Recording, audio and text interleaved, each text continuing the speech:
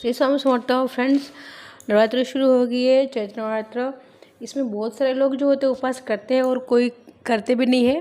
तो बहुत लोग ऐसे मानते हैं कि जो एक ही नवरात्रि जो उनके लिए स्पेशल होती है, जैसे कि अश्विन मास में पड़ने वाली है, उनको ज़्यादा मानते हैं। लेकिन वैसे तो हमारे एक साल में 4 नवरात्र पड़ते हैं। दो होते हैं जो प्रख्यात होते हैं और जो होते हैं गुप्त होते हैं 2। तो चैत्र नवरात्र जो बहुत जगह मनाते हैं, जैसे कि महाराष्ट्र में मनाते हैं, बंगाल में मनाते हैं। बंगाल में तो 4 नवरात्र मनाई जाती है और चारों के 4 नवरात्र मनाई जाती है, उत्सव मनाया जाता है। लेकिन गुजरात में एक नवरात्र मनाई जाती है और एक कम जगह पे होती है जो चैत्र नवरात्र मनाई जाती है। चैत्र नवरात्र महाकाली माता की मानी गई है फ्रेंड्स। तो आपको मैं एक बात क्या विशेष बताने वाली हूँ। तो हम जो कंजक जमाते हैं, कंजक जमाने का मतलब होता है जब हम छोटी कन्या को जिमाते हैं तो कितने साल की कन्या को जिमाना चाहिए और कितने साल की कन्या को जमाने के बाद उनको क्या उपहार देना चाहिए, उनको क्या अपमान नहीं करना चाहिए, क्या है वो सब मैं आपको जानकारी आज दूंगी फ्रेंड्स। तो आप सबका स्वागत है Shri Swami YouTube channel friends. हमेशा हंसते रहिए, खुश रहिए और रेमेडीज करते रहिए फ्रेंड्स। आज नवरात्रि का चौथा दिन हो गया होगा। क्यों तो मैं थोड़ी बिजी थी फ्रेंड्स, इसलिए मैंने वीडियो नहीं बनाया है, लेकिन लेट हो गया है। तो आज मैं आपको अगर आप कन्या जमाते हैं तो विशेष बात जानकर लीजिए।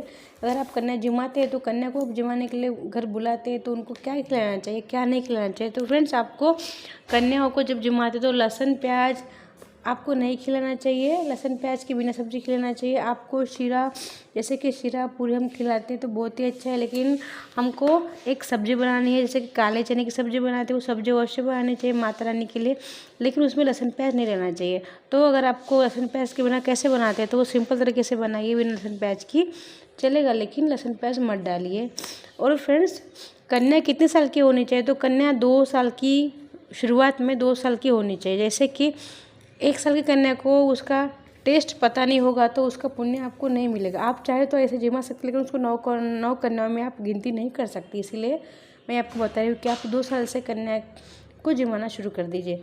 वैसे भी 1 साल की कन्या आएगी भी नहीं, 2 साल से शुरुआत कीजिए। जैसे 2 साल की, 3 साल की, 4 साल की, 10 साल तक जिमा सकते हैं। तो फ्रेंड्स, मैं आपको बताना चाहती हूँ 2 साल की कन्या को हम क्या कहते हैं।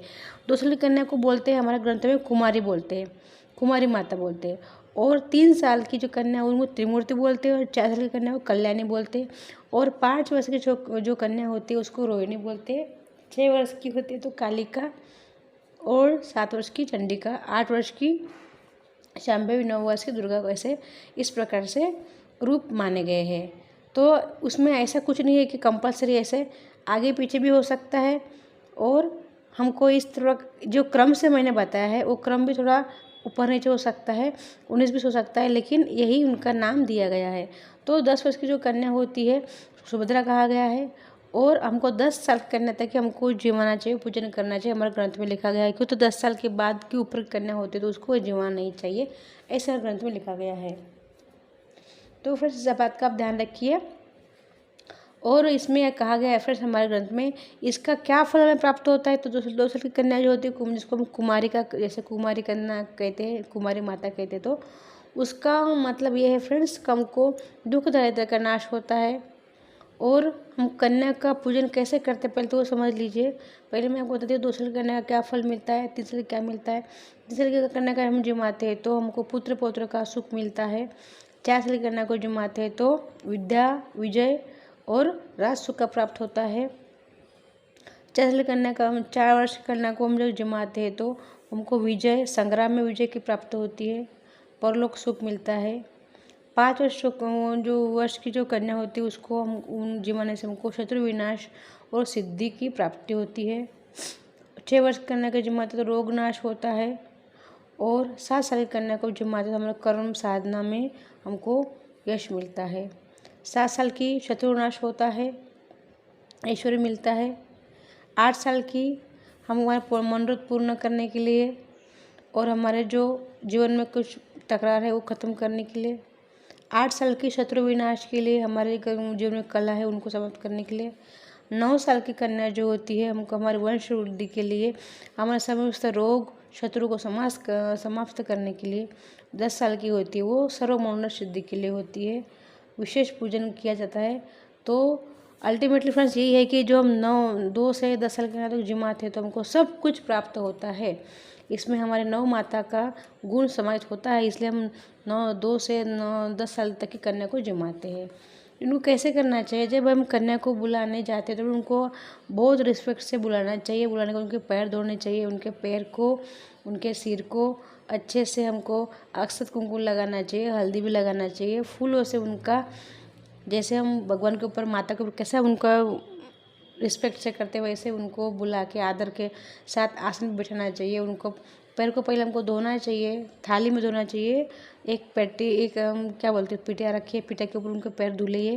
धोने के बाद थाली में धोने के बाद उनको जैसे आपको बंगाल में, शायद बंगाल में लगाते हैं, बिहार में भी लगाते हैं, अगर आप भी लगाते होंगे तो एक लाल कलर का उनको उसको बोलते हैं।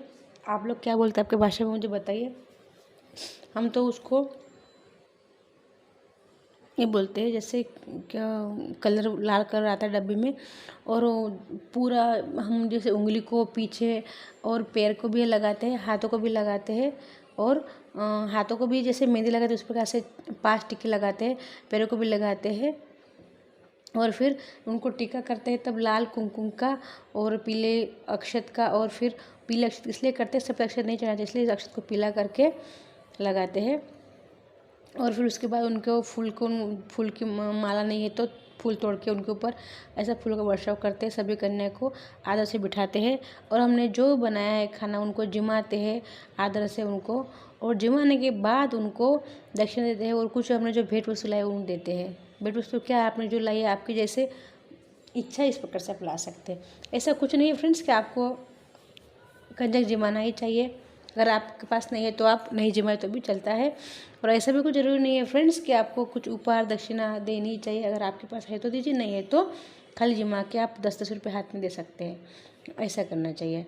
तो इस प्रकार से हमें करना है। और फ्रेंड्स एक बात हमारे ग्रंथ में बताई गई है कि हमको चुन्नी उनको ओढ़ाना चाहिए। अगर आपके पास चुन्नी नहीं है तो आपको क्या करना है, छोटे रुमाल आते हैं ना 10 रुपये के, उनको देना चाहिए।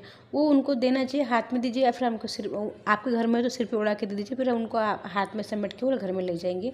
लेकिन कुछ बातें दीजिए, जैसे कि मेहंदी होती है, मेहंदी और छोटा आईना और बिंदी उनको दीजिए, तो वो लगा के जाएंगे स्कूल में, उनको खुशी होंगी। उनका जिस बात से उनको खुशी हो तो वो दीजिए, जैसे कि हम क्लिप देते हैं, छोटा आयन देते हैं, और आजकल तो काजल बच्चे लगाते हैं, काजल दीजिए। 10 रुपये की वस्तु आती है वो दे दीजिए। जैसे मेहंदी का कोन तो ज़्यादा अवश्य है, मेहंदी, काजल और बिंदी, ये 2-3 चीज़ ज़्यादा अवश्य होती है। रुमाल तो इसलिए देने के लिए बोल रहे फ्रेंड्स में कि चुन्नी तो आजकल शायद कोई ओढ़ेगा नहीं, इसलिए इस प्रकार से फ्रेंड्स कीजिए।